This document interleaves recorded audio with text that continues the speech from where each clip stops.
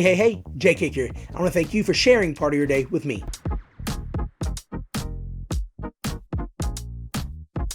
Well, ladies and gentlemen, at the time of this recording, we are exactly 30 days away from opening day on March 27th, and I am super excited to get back to my 30 teams in 30 days series.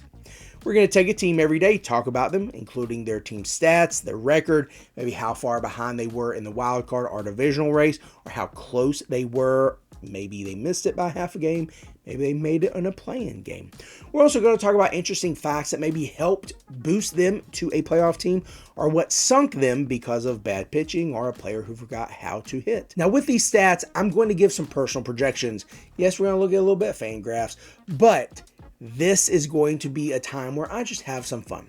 For example, last year, I talked about Rhys Hoskins moving from Philadelphia to Milwaukee, taking the year off because of the ACL. But I said he was going to hit between 230 and 240, hit 30 plus home runs, have 80 plus runs and 80 plus RBIs, and trip into 5 stolen bases.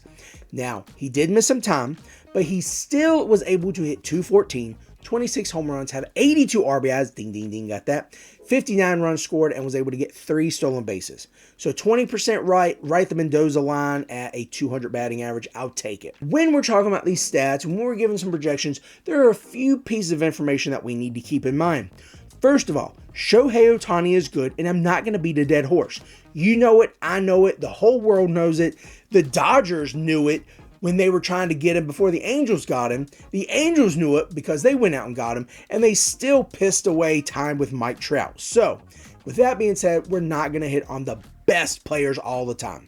Sometimes we can't get away from it. Ohtani led the Angels in all categories a few years ago, led the Dodgers in categories as well. So we can't get away from it. So we'll mention him. But again, you don't need me to talk about how good he is. Now, that's enough talking about Ohtani after I literally said we're not going to talk about him. So we're going to talk about the unsung heroes. Maybe the players who had a hot stretch and really helped their team. Eugenio Suarez rings a bell. He had a great second half of the season, and that propelled him to a 30-plus home run season and a 100-plus RBI season. So that might be what I'm talking about.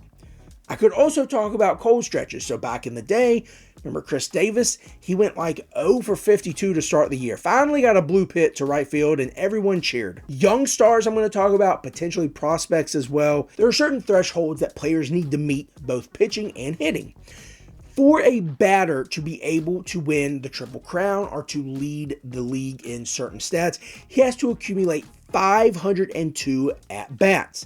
Now, at-bats do include any time you come up to the plate and record an out or a hit or get on base or whatever it is.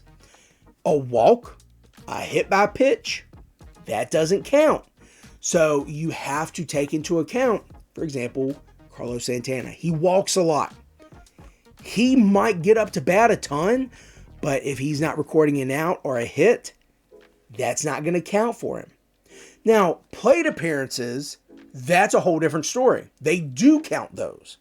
But again, we need 502 at-bats for a player to accumulate stats in order to win the Triple Crown. Pitchers, on the other hand, need to accumulate 162 innings.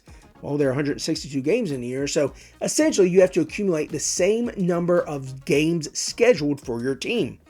And, you're probably not going to pitch every single day, so you have to make sure that over your 20, 30 plus starts, you garner enough innings so you can potentially get to that 162. Now, you might be wondering, what stats are we talking about that you need to accumulate all these at-bats and or these innings pitched? Well, that could be like batting average, on-base percentage, slugging percentage, on-base plus slugging, potentially fielding for errors, and then for pitching, ERA and WHIP and quality starts. Those are all categories that fantasy leagues can and very well do give points or give categories on. So we're going to talk about them.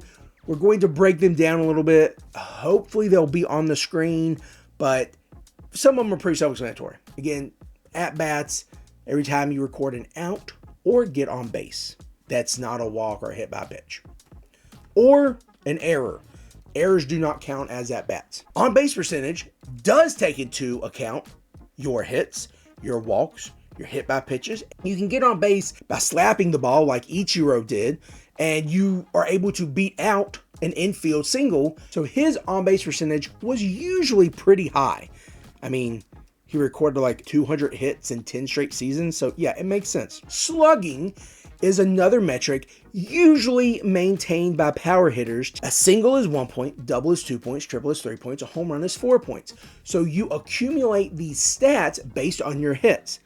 Obviously, the higher the slugging percentage, the more total bases you accumulate. A great metric to use, especially when you're in a points league and you get points for singles, doubles, triples, home runs, where a home run could get you 4 total bases, an RBI or multiple runs, potentially if you have multiple guys that came in on your team, batting average, slugging, on-base percentage, and on-base plus slugging. So home runs are wonderful, obviously. And now let's get to the pitching categories, and we'll start with earned run average. ERA is the number of runs counted against a pitcher that is not because of an error or a defensive blunder like a passed ball. So back when pitchers threw more than 90 pitches in a game, well, Maddox threw like 88 and had a complete game back in the late 90s. So that's beside the point.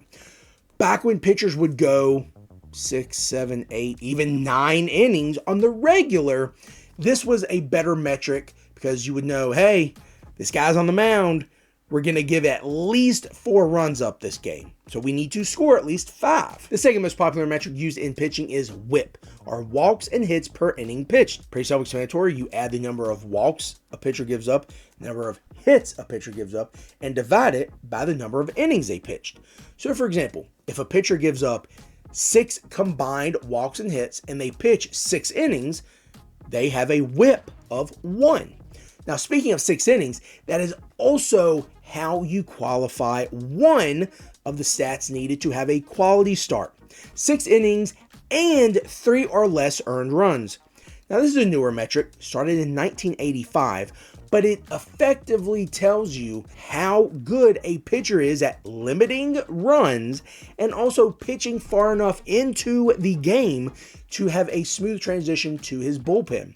So he goes 6 innings.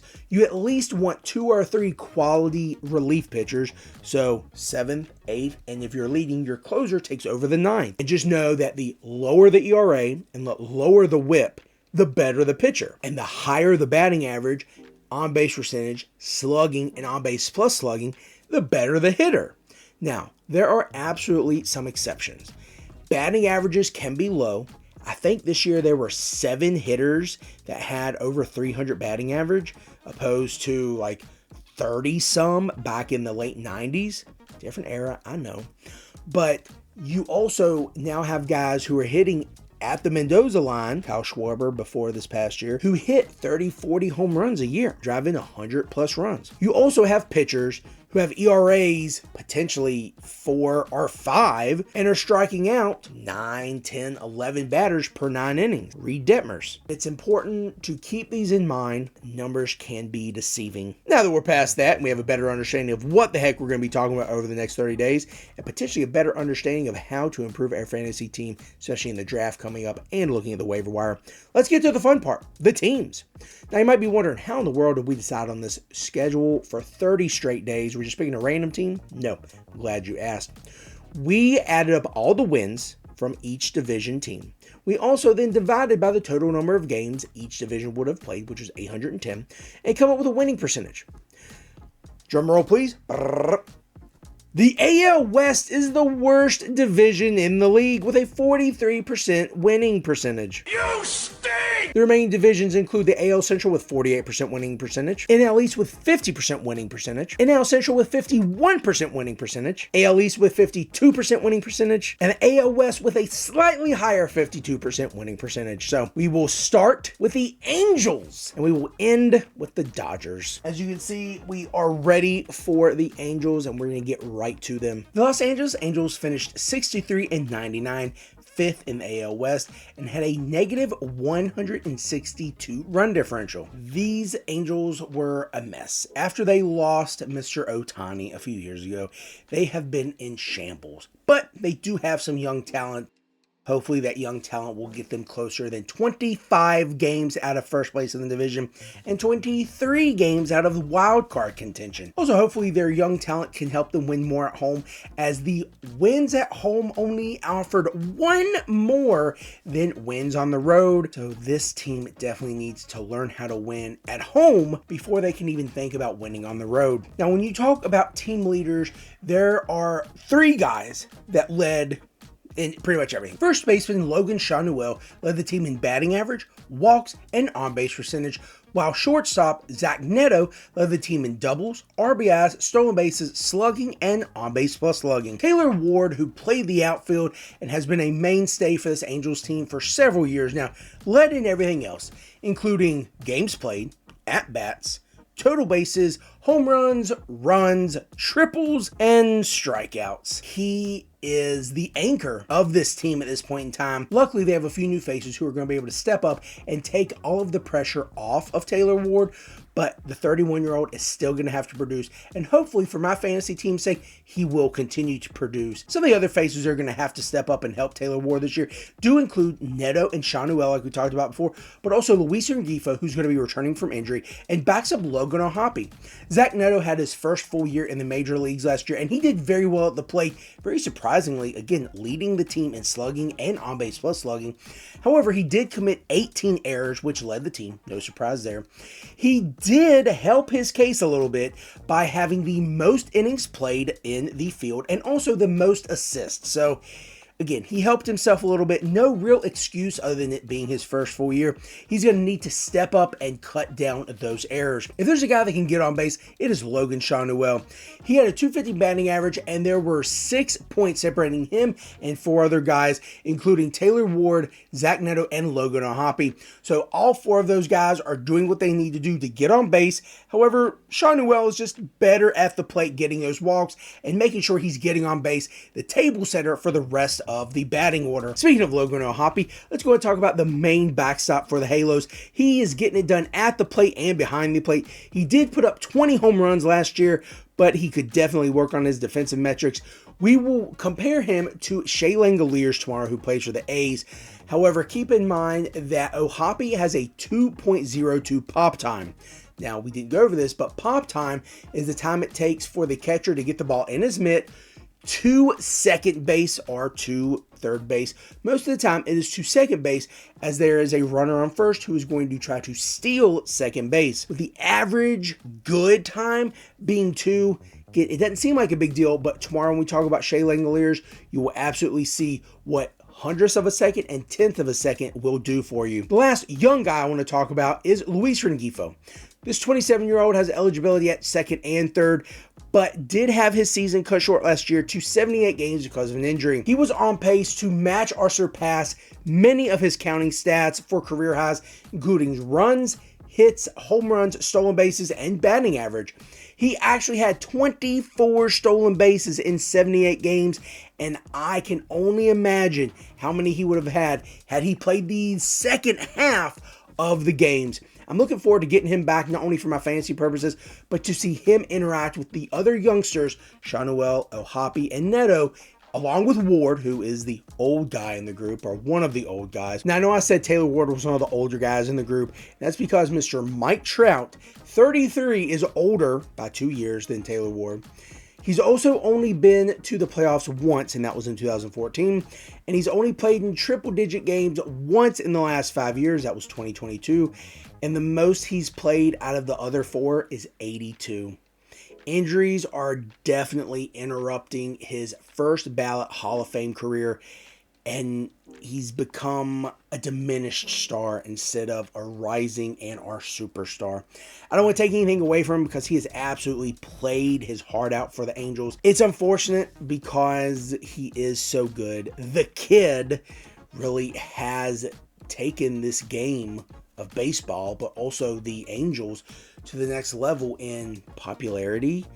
And you have people who know, maybe not fans of baseball, but they know who Mike Trout is. So hopefully this year, moving to right field will be good for him, because in the 29 games he played last year, he was on a blistering pace.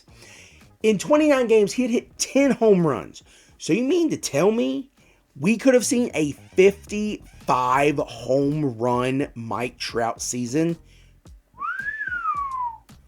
What a day, year, and season to be alive if we were to see that. The only names you need to know for pitching include Tyler Anderson, who led the team in everything except holds, which that was Hunter Strickland, and saves, which was Carlos Estevez. Tyler Anderson was the guy. He was the Ohtani.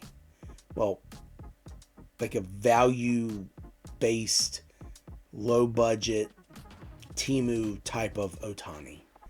Because he led the team in wins, but also losses. Strikeouts and earned runs. ERA and whip, but they weren't sexy. We're going to talk more about the pitching, because there were a few bright spots, but the pitching really is, in my opinion, the downfall of this team. Jose Soriano, he started 20 games and had 9 quality starts. Now again, we talked about quality starts being 6 innings, giving up 3 or less earned runs. So he definitely kept his team in there almost 50% of the time. However, he gave up 45 walks and 43 earned runs, so more walks than earned runs in only 113 innings pitched. Now, Soriano did have his season cut short by injury, thus the 20 games started would have been more and should have been more. However, the injury did stop that.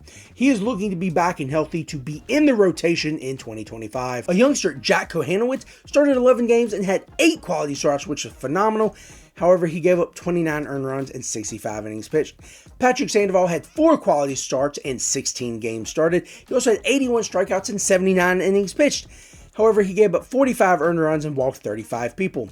Finally, Reed Detmers, 109 strikeouts and only 87 innings. But he gave up 18 home runs and had 65 earned runs against him. That's not great.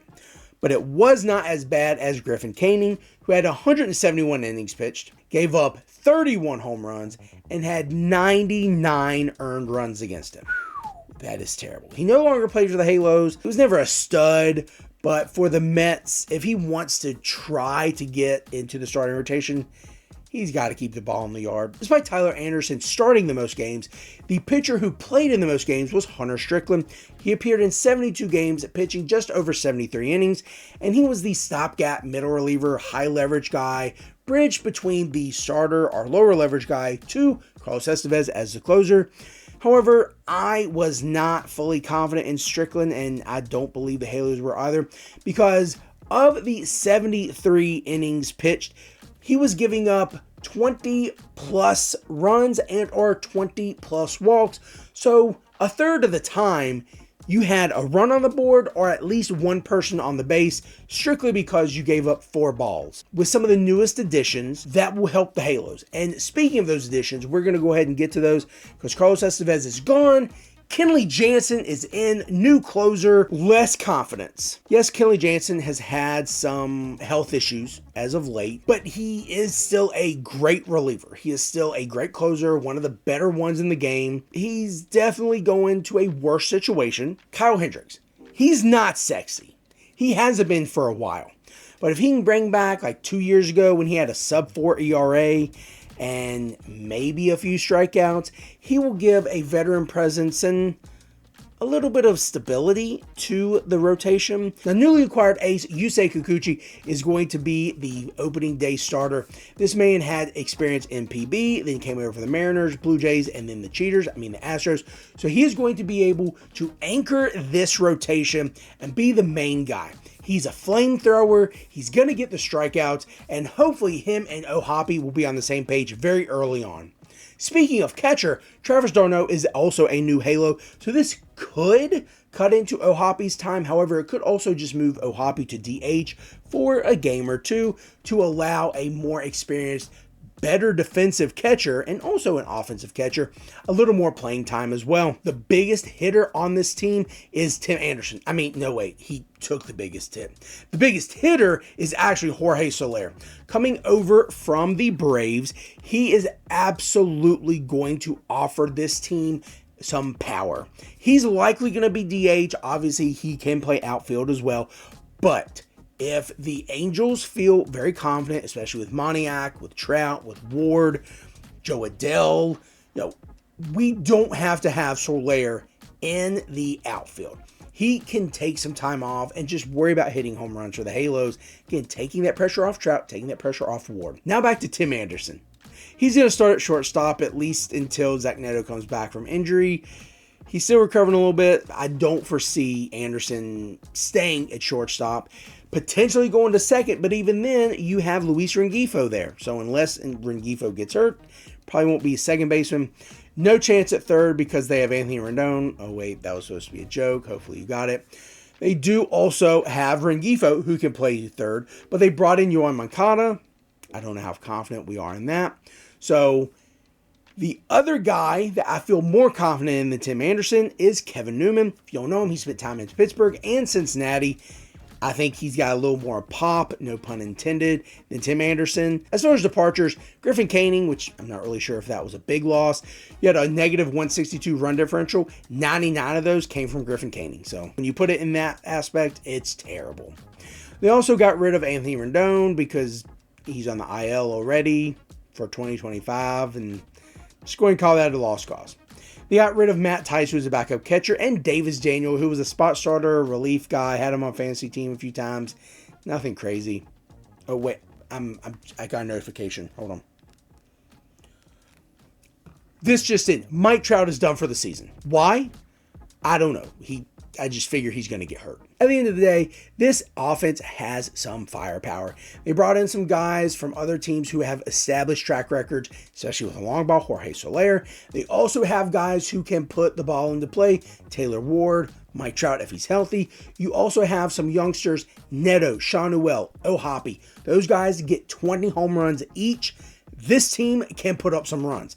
However, how many runs are the pitching staff going to let up? That's going to be the downfall, especially when you get later into the game, later into the season, because there's very little, if any, gap between a starter, if he can go to a quality start, and getting to Kenley Jansen. Kenley Jansen also has health concerns of his own, so I don't know if he's going to be the guy the entire year. I think a 70 to 80 win team with a healthy Mike Trout and a 25 to 30 save Kenley Jansen will be what you're looking at the best.